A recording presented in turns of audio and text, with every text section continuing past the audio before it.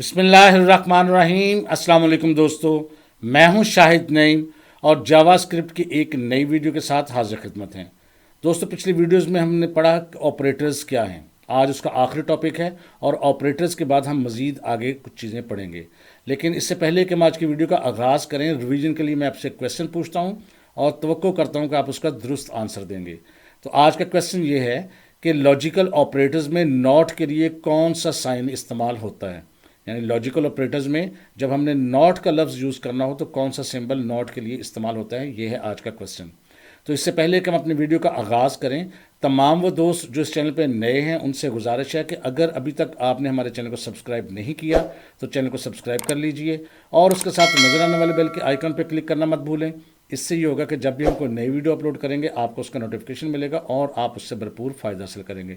अब बग़ैर ताख़ीर के हम चलेंगे नेक्स्ट अपनी स्क्रीन पर और अपनी वीडियो का आगाज़ करते हैं।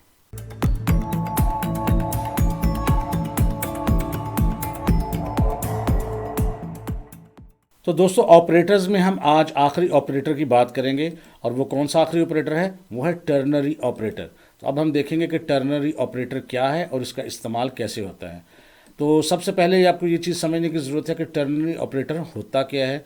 This is use for decision making, यानी कि ये कोई फैसला करने के लिए कहीं हमें ज़रूरत पड़े तो फिर टर्नरी ऑपरेटर को हम इस्तेमाल करते हैं। And always used 3 operands. Operand आपको पता होगा कि जो मैंने बताया था शुरू में कि ऑपरेटर जिन चीज़ों को ऑपरेट करता है उसे ऑपरेंड्स कहते हैं। तो ये वो वाहिद ऐसा जावास्क्रिप्ट का ऑपरेटर है जो 3 ऑपरेंड्स को इस्तेमाल करता है। वो कौन से और कैसे इस्तेमाल करता है उसके लिए उसका सिंटैक्स देखते हैं। सिंटैक्स क्या है जी, इसमें देखें एक्सप्रेशन 1, और एक्सप्रेशन को हम कंडीशन भी कहते हैं। जब भी हम कहें एक्सप्रेशन या कंडीशन तो बात एक ही है, आपने एक ही चीज़ समझनी है। तो एक्सप्रेशन 1 ये इसका फर्स्ट ऑपरेंड है, आगे क्वेश्चन मार्क है।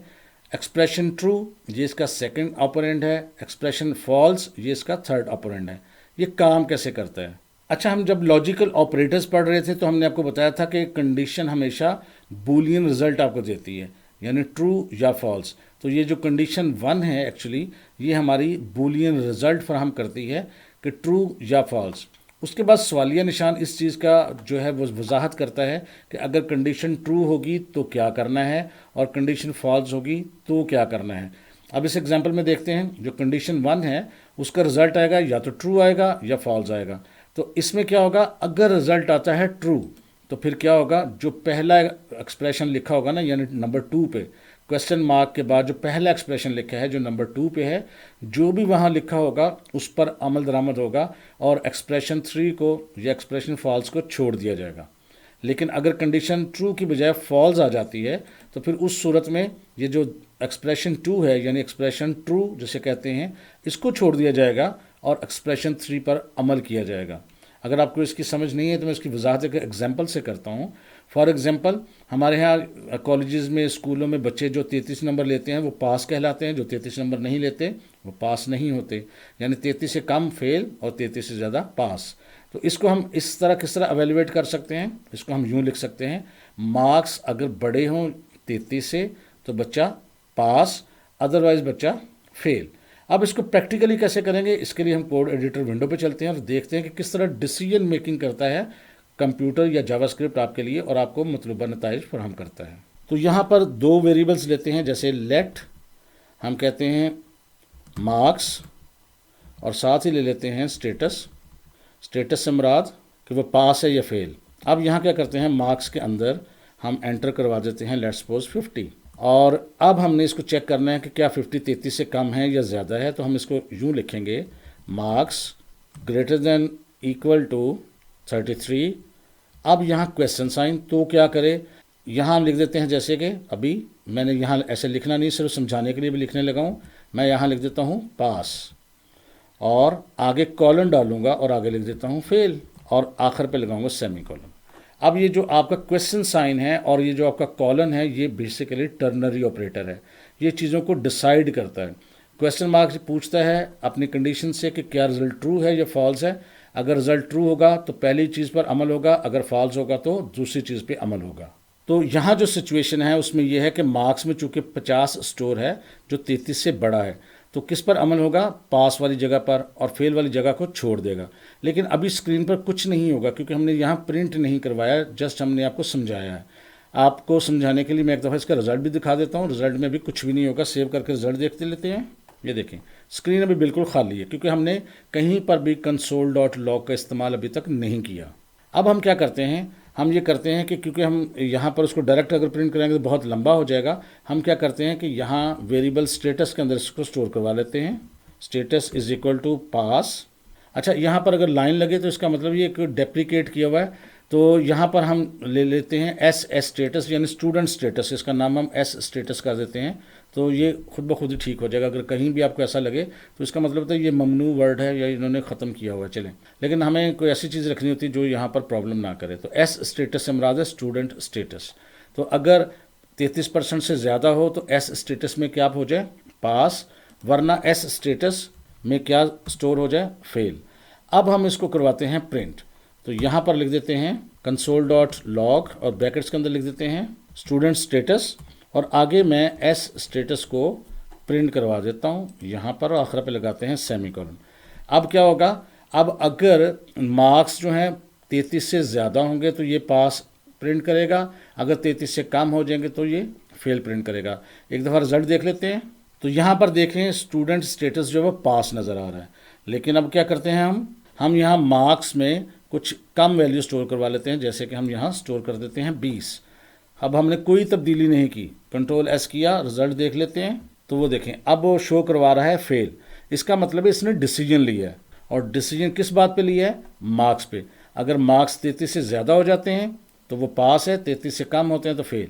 हाँ, अगर 33 हो जाए तो आपके ख्याल में फिर क्या रिजल्ट आना चाहिए। अब 33 जो है वो बड़ा तो नहीं होता 33 से, लेकिन बराबर तो होता है, इसलिए रिजल्ट क्या आएगा, ट्रू, इसलिए वो दिखाएगा पास। मैं इसको चेक कर लेता हूँ। ये देखें पास दिखाना शुरू कर दिया, लेकिन जो ही मार्क्स हो गए 32, यहाँ पर देखें तो कंट्रोल एस करते हैं, ये देखें तो वो फेल डिस्प्ले करवा देता है।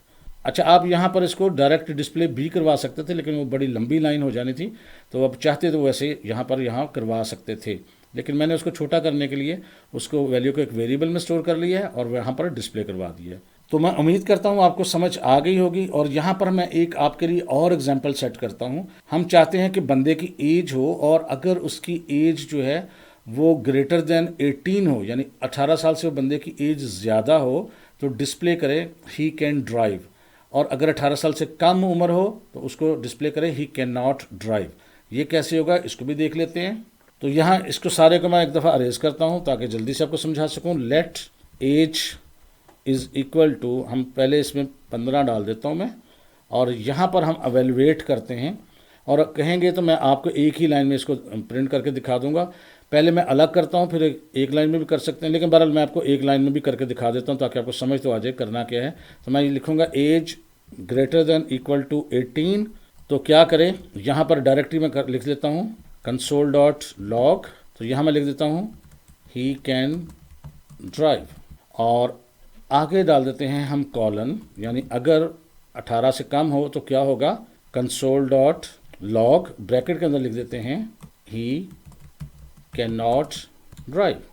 तो ये काफ़ी स्टेटमेंट लंबी हो जाती है, तो मैंने लंबी से बचाने के लिए इसको किया था, लेकिन बहरहाल यहाँ पर आप देख लें, फिर इसको छोटा भी करके देख लेते हैं, सेव करते हैं, रिजल्ट देख लेते हैं। तो ये देखें लिखा हुआ है ही कैन नॉट ड्राइव, क्योंकि उसकी उम्र हमने थोड़ी रखी हुई है। लेकिन जो ही एज जो है यहाँ पर हम कर देते हैं 15 की बजाय 25, जो कि 18 से बड़ी हो गई है। अब इसका रिजल्ट देख लेते हैं। तो अब देखें लिखा है ही कैन ड्राइव। अच्छा, हम इसको यूँ भी कर सकते थे कि इसको हम एक वेरिएबल में स्टोर कर लेते ताकि हमारा इतना लंबा जो था वो ना होता। तो हम एक और वेरिएबल ले लेते, लेट, इसका नाम रख देते ड्राइव सेमीकोलन। अब यहाँ हम क्या करते, हम यहाँ पर स्टोर कर इतना console.log को ख़त्म करके यहाँ लिख देते हैं ड्राइव, और यहाँ इक्वल साइन दे के इसके अंदर स्टोर करवा लेते हैं इसको, और यहाँ पर सेम यही करते ड्राइव, और बाकी चीज़ें ख़त्म करके ही कैन नॉट स्टोर जो था, ही कैन नॉट ड्राइव सॉरी, वो यहाँ पर दिखा देते हम, और इस तरह। यानी ये देखें कॉलन डाला, सॉरी पहले कंडीशन डाली age greater than 18, question sign डाला, तो ड्राइव एक वेरिएबल है, उसके अंदर हमने क्या स्टोर कर दिया है ही कैन ड्राइव, कॉलन डाल के drive he can not drive. इन दोनों में से एक ही चीज़ जो है वो स्टोर होगी, दोनों चीज़ें स्टोर नहीं होंगी। आखिर पे ये कोटेशन साइन भी ख़त्म करने लगाने हैं हमने, ख़त्म हो गए थे। अब हम इसको प्रिंट करवा सकते हैं, किसको, ड्राइव को। तो यहाँ हम क्या क्या लिखेंगे, कंसोल डॉट लॉग और ब्रैकेट में लिखते हैं ड्राइव, और चूंकि हमने वेरिएबल की वैल्यू सिर्फ प्रिंट करवानी है, कोटेशन साइन लगाने की ज़रूरत नहीं है। कंट्रोल एस करते हैं, रिजल्ट देख लेते हैं जी। देखें ही कैन ड्राइव आ रहा है, लेकिन अगर यहाँ पर हम लिख देते हैं उम्र उसकी 10 साल, तो अब देखें क्या होता है, तो ही कैन नॉट ड्राइव आता है। तो एक ही चीज़ को मुख्तलिफ तरीक़ों से भी हम लिख सकते हैं। यहाँ पर मैंने एक ही काम को दो तरीक़ों से आपको करके दिखाया है, आप इन दोनों को करके आपने देखना है। जावास्क्रिप्ट में डिसीजन मेकिंग के लिए टर्नरी ऑपरेटर हमेशा इस्तेमाल नहीं करते हम लोग, क्योंकि इससे एक अच्छी स्टेटमेंट या कॉम्प्रिहेंसिव स्टेटमेंट हम पढ़ेंगे, इफ़ स्टेटमेंट, जो डिसीजन मेकिंग के लिए ही होती है। लेकिन अगर छोटे छोटे डिसीजन लेने हो, जिस तरह हमने एग्जाम्पल में देखा है, तो फिर ये टर्नरी ऑपरेटर जो है आप इस्तेमाल कर सकते हैं। अच्छा जी, अब हम थोड़ा सा मज़ीद आगे चलते हैं। अब मज़ीद है, अब आपकी बारी, असाइनमेंट है, इसको गौर से समझना है और समझा मैं आपको देता हूँ, उसके बाद आपने वीडियो को पॉज कर देना है और आपने इसको करके देखना है। तो पहले समझ लें, make a JavaScript file which display employee name, यानी एम्प्लॉय का नेम हो, एंड हिज सैलरी, और उसकी कोई सैलरी हो। If his salary is less than 10,000, अगर उसकी 10,000 से सैलरी कम हो तो उसको टैक्स क्या लगाना है, 0, यानी उसको कोई टैक्स नहीं लगना। If his salary is more than equal to 10,000, यानी 10,000 हो जाए या 10,000 से ज़्यादा हो जाए, तो टैक्स कितना लगाना है, 500। डिडक्ट टैक्स फ्रॉम सैलरी, यानी सैलरी में से टैक्स को निकालना है और डिस्प्ले करनी है नेट सैलरी आफ्टर डिडक्शन।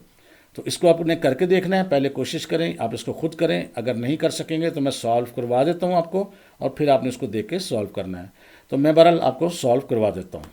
तो कोडिंग विंडो में पहले सारा कुछ ख़त्म कर देते हैं। अब यहाँ पर लिख देते हैं लेट, और सबसे लिख देते हैं EMP नेम, यानी एम्प्लॉय नेम, और उसका नाम कुछ भी रख देते हैं। मसला मैं रख देता हूँ राशिद महमूद, ये हमने नाम रख दिया है। और let salary is equal to, हम 12,000 कर देते हैं फ़िलहाल। अब हमने डिसाइड करना है कि टैक्स कितना होगा। तो लेट टैक्स मैं एक वेरिएबल रख लेता हूँ, अभी इसमें कुछ भी नहीं डालते हैं हम लोग, या चाहें तो 0 भी डाल सकते हैं, मैं 0 डाल देता हूँ। और बहरहाल फैसला तो आगे होना है, ना भी डालने तो कोई फ़र्क नहीं पड़ता। अब यहाँ टर्नरी ऑपरेटर के ज़रिए हमने फैसला करना है, किस पे फैसला करना है, सैलरी पे। Salary greater than equal to 10,000, तो क्या करे, अगर 10,000 से बड़ी है तो टैक्स क्या करे, टैक्स कर दे जनाब 500 कॉलन, वरना टैक्स वो 0। तो ये हमने स्टेटमेंट लिखी है कि अगर 10,000 से सैलरी बड़ी हो तो टैक्स जो है वो 500 कर दे, और अगर सैलरी जो है 10,000 से कम हो तो टैक्स जो है 0 कर दे। अब हम क्या करेंगे, अब हम इसको डिस्प्ले करवाएंगे। तो यहाँ लिखते हैं हम कंसोल डॉट लॉग, और यहाँ ब्रैकेट में लिख देते हैं एम्प्लॉय नेम, और आगे कॉमा डाल के यहाँ लिख देते हैं EMP नेम, और यहाँ पर सेमीकोलन। आप चाहें तो इसी को ही आप कॉपी कर लें, लेकिन मैं दोबारा लिख देता हूँ कंसोल डॉट लॉग, और ब्रैकेट में लिख देते हैं जी एम्प्लॉय सैलरी, और आगे कॉमा दे के हम लिख देते हैं सैलरी, और अब लिख देते हैं टैक्स कंसोल डॉट लॉग, और इसमें लिख देते हैं जी टैक्स, और कॉमा डाल के आगे टैक्स लिख देंगे, क्योंकि जो भी टैक्स कैलकुलेट होगा यहाँ होगा, और आगे कंसोल डॉट लॉग। तो नेक्स्ट फिर लिखते हैं जी कंसोल डॉट लॉग, और ब्रैकेट में लिखते हैं जी नेट सैलरी, और कॉमा डाल के आप लिख देते हैं सैलरी माइनस टैक्स, और यहाँ पर ये यानी सैलरी में से टैक्स माइनस कर लेगा। कंट्रोल एस करते हैं, रिजल्ट देख लेते हैं। तो ये देखें, एम्प्लॉय का नाम है राशिद महमूद, सैलरी उसकी 12,000 है, तो टैक्स कितना कट रहा है, 500। बाकी सैलरी कितनी बच गई है, 11,500। अब अगर उसकी सैलरी 10,000 से कम होती, जैसे कि यहाँ पर हम उसकी सैलरी फ़र्ज करते हैं, कर देते 8,000, बाकी कोई तब्दीली नहीं हमने करनी। रिजल्ट देख लेते हैं। तो ये देखें 8,000 की सूरत में एम्प्लॉय का नाम आ रहा है साथ, सैलरी उसकी 8,000 आ रही है, टैक्स 0 आ रहा है, और नेट सैलरी भी उसकी 8,000 ही है। इसका मतलब है आपका टर्नरी ऑपरेटर जो है वो काम कर रहा है। अच्छा, अब इन चीज़ों को अब लंबा लिखने के बजाय एक शॉर्ट लाइन में भी लिख सकते थे। फ़र्ज़ करते मैं इसको कमेंट कर देता हूँ ताकि आपको समझ आ जाए। इसको मैं सेलेक्ट करके कंट्रोल/ के साथ में इसको सारे को कमेंट कर देता हूँ ताकि ये अभी रन नहीं होगा। अब इसको एक लाइन में भी एक कंसोल के साथ भी लिखा जा सकता था। यहाँ कैसे लिखते, console dot log bracket start, और यहाँ लिखते जी नेम, और आगे यहाँ पे प्रिंट करवा दे कॉमा दे के EMP नेम। उसके बाद कॉमा डालते, साथ यहाँ डबल कोट्स में लिखते जी सैलरी, और यहाँ पर कॉमा जा के सैलरी लिख देते। फिर कॉमा डाल के यहाँ लिख देते टैक्स और आगे कॉमा डाल के फिर हम लिख देते टैक्स और आखिर पर यहाँ लिखते कॉमा डाल के नेट सैलरी और यहाँ पर कॉमा डाल के हम लिख देते जनाब सैलरी माइनस टैक्स और आखिर पर सेमीकोलन। तो ये देख लें, अब हमने सारा का सारा काम जो है वो एक ही कंसोल में किया है, कंसोल डॉट लॉग में किया है और कॉमा लगा लगा के किया है। कंट्रोल एस करके रिजल्ट देख लेते हैं। तो ये देखें, name Rashid Mahmood, salary 8000, tax 0, net salary 8000। और ये जो एक दो लाइनों में आता है, इसके ये जूम की वजह से अगर मैं इसको जूम थोड़ा सा छोटा कर दूंगा तो ये सारा एक लाइन में भी आ सकता है। और इसमें मज़े की बात ये, जूम अगर बड़ा होगा तो ये खुद ब खुद 2 लाइनों में या 3 लाइनों में तकसीम हो जाएगा। तो बहरहाल मैं नॉर्मल जूम पे रखता हूँ। तो नेम राशिद महमूद आ रहा है, सैलरी आ रही 8000, टैक्स 0। अब अगर हम जल्दी से बदल के देखते हैं सैलरी को, ये देखें सैलरी अगर हम कर देते हैं यहाँ पर 20,000, ठीक है, 20,000 मैंने सैलरी की, सेव किया, रिजल्ट देख लेते हैं। तो ये देखें सैलरी 20,000, टैक्स 500 और बाकी क्या बचा 19,500। ये रिजल्ट ठीक दे रहा है। अच्छा, इसी को करने का एक और तरीका भी था, ज़रूरी नहीं होता कि आप इसी तरीके से करें।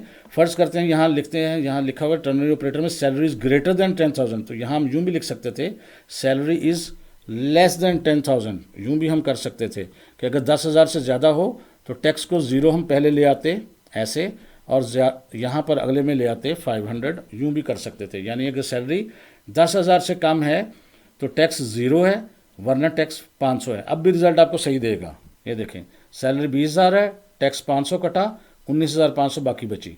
और अगर सैलरी यहाँ पर हम कर देते 7,000, ये देखें, और रिजल्ट क्या आता, अब ऐसी सूरत में टैक्स 0 हो गया और सैलरी पूरी की पूरी रही। तो लिहाजा अगर आप में से कोई अपनी असाइनमेंट यूँ करता है तो भी ठीक है, पहले तरीके से करता है तो भी ठीक है, 4 दफ़ा कंसोल डॉट लॉग करके कर ले तो भी ठीक है, इस तरह कर ले तो भी ठीक है। यानी एक ही चीज़ को हम बहुत सारे तरीक़ों से कर सकते हैं। तो ये आपकी अपनी मर्ज़ी है कि आपने किस तरह से इसको करना है। तो दोस्तों, मैं उम्मीद करता हूँ आपको असाइनमेंट की समझ आ गई होगी। जावास्क्रिप्ट को सीखने का एक गुर जो है वो ये है कि मैक्सिमम प्रैक्टिकल करें, ज़्यादा से ज़्यादा कोशिश करेंगे। जितना ज़्यादा प्रैक्टिकल करेंगे उतना ही जल्दी और आसानी महसूस होगी आपको। तो आज के लिए बस इतना ही। अगर इस वीडियो में से आपने कुछ नया सीखा है तो इस वीडियो को लाइक ज़रूर करें और दूसरों तक शेयर भी करें ताकि दूसरे लोग भी सीखें। तो बस इंशाल्लाह ताला नेक्स्ट मुलाकात होगी कुछ नई चीज़ों के साथ। तब तक के लिए इजाज़त दीजिए। अल्लाह हाफिज़।